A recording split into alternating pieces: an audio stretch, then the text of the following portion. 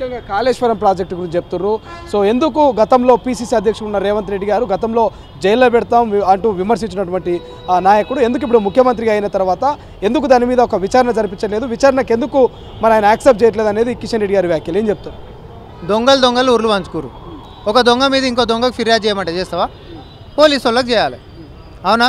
ఇద్దరు దొంగలు కలిసి దోపిడీ చేసిర్రు అనుకో, ఈ ఇద్దరు దొంగలల్లో ఒకడు సరే అది అయిపోయింది కాబట్టి ఇంకో దొంగకే పోయి ఫిర్యాదు చేస్తావా? మీ ఇద్దరు దొంగలే అంటున్నాం కదా, ఈయన దొంగ అయితే నువ్వు గజ దొంగవే కదా.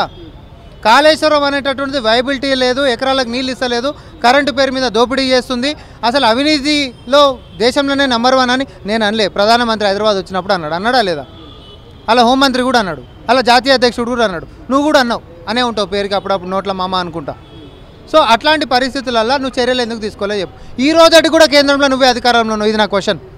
కేంద్రంలో నువ్వే అధికారం ఉన్నావు, ఆధారాలు ఉన్నాయి మాకాడని చెప్పి మాట్లాడిరు, చర్యలు తీసుకో. అధికారంలోకి నుంచి పోయినంత మాత్రాన చేసినటువంటి దోపిడీ బయటకు పోదు, నువ్వు చర్యలు తీసుకున్నాక మాట్లాడు. కానీ ఇప్పటికీ కేటీఆర్ కూడా అంటున్నాడు, మీరు సిట్టింగ్ జడ్జి తోట సిబిఐ తోట ఏదాంతో ఎంక్వైరీ చేసినా ఏ దర్యాప్తుకైనా మేము సిద్ధం అనేది కేటీఆర్ వ్యాఖ్యలు. మరి ఎందుకు ప్రభుత్వం మీదే ఉంది, ఎందుకు మరి విచారణకు మీరు ఆదేశాలు ఇవ్వట్లేదు? ఎందుకు జ్యుడిషియల్ ఎంక్వైరీకి ఇచ్చినాం కదా, జ్యుడిషియల్ ఎంక్వైరీ అయితే స్టార్ట్ అవుతుంది కదా, జ్యుడిషియల్ ఎంక్వైరీ స్టార్ట్ అవుతుంది కదా. ఇంకొకటి దొంగతనం చేసినాడు నేను ఎట్లాంటి దానికైనా కూడా విచారణకు సిద్ధమే అనకపోతే నేనే తిన్నా నన్ను కాపాడుర్రి అని అంటాడా? సో ఈరోజు వాళ్ళ లోపటి ఉంటున్నటువంటి భయంతో రేపు పొద్దున మా యొక్క బండారం బయట పడబోతుంది, వదిలిపెట్టేటటువంటి పరిస్థితి ఆడ లేదు. ఎందుకంటే అట్లాంటి చేతి మీద చేసేటటువంటి ఏవైతే ఉన్నాయో రేపు పొద్దున వారి యొక్క చేసినటువంటి పాపాల చిట్ట అనేటటువంటిది ప్రజల ముందు ఉంచుతున్నాము. అది లెక్కల దగ్గరికి నుంచి మొదలు పెట్టుకుంటే వారి యొక్క పరిపాలన గోడలను కూల్చే దగ్గర నుంచి అయినా లేకపోతే ఏ అంశం మీదకించి అయినా అన్నీ మేము లెక్క తర్వాత లెక్కనే వస్తున్నాం. అయితే కేంద్రం నేను ఒక క్వశ్చన్ వేస్తున్నా, కిషన్ రెడ్డి గారు మాట్లాడుతున్నారు కాబట్టి చెప్తున్నా. కిషన్ రెడ్డి గారు, మీరు నిజంగానే కాళేశ్వరం అనేటటువంటిది వైబుల్ కాదు, మీరు కూడా చర్యలు తీసుకోవాలని చెప్పి ఎన్నోసార్లు అన్నప్పుడు అట్లాంటప్పుడు ఎక్స్ట్రా టీఎంసీకి పర్మిషన్ ఎందుకు ఇచ్చినావు చెప్పు? కేంద్రమే వేయాల్సింది, ఎందుకు ఇచ్చినావు చెప్పు? ఆల్రెడీ దొంగతనం జరుగుతుంది, దోపిడీ జరుగుతుంది, ఇల్లంతా కొల్లగొట్టిరు అంటే ఇంకో ఇంటి తాళాలు ఎందుకు ఇచ్చినావు? ఎందుకు ఇచ్చారు? ఇది ఒక్కటి చెప్పు, జవాబు చెప్పరు. బీజేపీ వాళ్ళు చెప్పాలి, ఇది చెప్పినాక గలీలలో తిరుగురు. మా హామీల గురించి అడిగేదానికంటే ముంగడ తెలంగాణ హక్కులు విభజన చట్టంలో మీరు ఎందుకు చేయలేదో ఆ జవాబులు చెప్పినాక గలీలకు రావాలి. ఫైనల్గా ఏం చెప్తారు? సోనియా గాంధీ గారిని తెలంగాణ ఎంపీ అభ్యర్థిగా తెలంగాణ నుంచి పోటీ చేయించబోతున్నారని ఒక వార్త వస్తున్నది, వాస్తవం ఎంత ఉంది? సంతోషం కదా.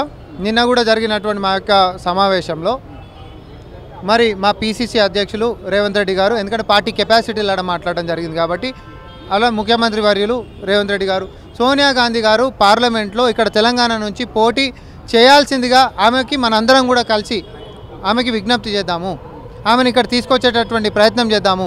దాని గురించి కొత్తగా నియమితులైనటువంటి ఇన్ఛార్జ్ గారికి కూడా మరి కోరడం జరిగింది.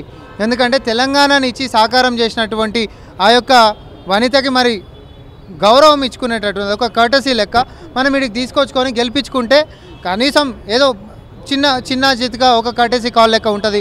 మన దిక్కుకెచ్చి ఒక కృతజ్ఞత భావం తెలంగాణ జాతి నుంచి చూపించినట్టు ఉంటుంది అనేటటువంటి దాంతో మేము 100% స్వాగతిస్తున్నాం. ఆమె ఇంకా నిర్ణయాలు లేకపోతే ఏమైనా సెంటిమెంట్ క్రియేట్ చేద్దాం, తెలంగాణ ఇచ్చిన తల్లి సోనియా కాబట్టి అలా సెంటిమెంట్ క్రియేట్ చేసి పార్లమెంట్ ఎన్నికల్లో మెజారిటీ ఆఫ్ సీట్ల కోసం ఏమైనా ప్లాన్ చేస్తున్నా కాంగ్రెస్? సెంటిమెంట్ ఏముంది, అది నిజమేగా, అని అబద్ధం ఉందా?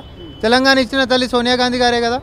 కాకపోతే వచ్చినటువంటి తెలంగాణ సెంటిమెంట్ వాడి పరిపాలన 9.5 సంవత్సరాలు చేసిన వాళ్ళు తెలంగాణ వనరులను మొత్తం కొల్లగొట్టి ఆకాంక్షలు మాత్రం నెరవేర్చలేదు.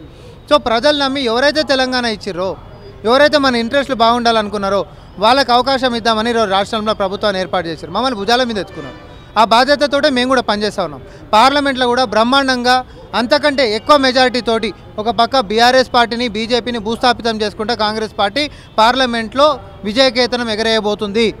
ఎందుకంటే చేస్తున్నటువంటి చిత్తశుద్ధి ఇవన్నీ ఉత్తుతగానే చేస్తుర్రు అని ఉత్తుత మాటలు మాట్లాడినంత మాత్రాన కేంద్ర మంత్రి హోదాలో ఉండి లేకపోతే మాజీ మంత్రులం అనేటటువంటి హోదా మర్చిపోయి మున్సిపల్ వాటర్ బయటికి డ్రైనేజ్లకి వస్తున్నట్టు మాట్లాడేటటువంటి మాటలు ప్రజలు గమనిస్తున్నారు. ఏ సర్కార్కైనా 6 నెలలు అనేటటువంటిది ట్రాన్సిషన్ టైం అంటాం. అధికారులు మారడం కానీ లేకపోతే పరిపాలన వ్యవస్థ స్థిరంగా నిలబడాలనేకనే సమయం పడుతుంది. కానీ మేము 100 రోజులనే గ్యారంటీలు అన్నాం.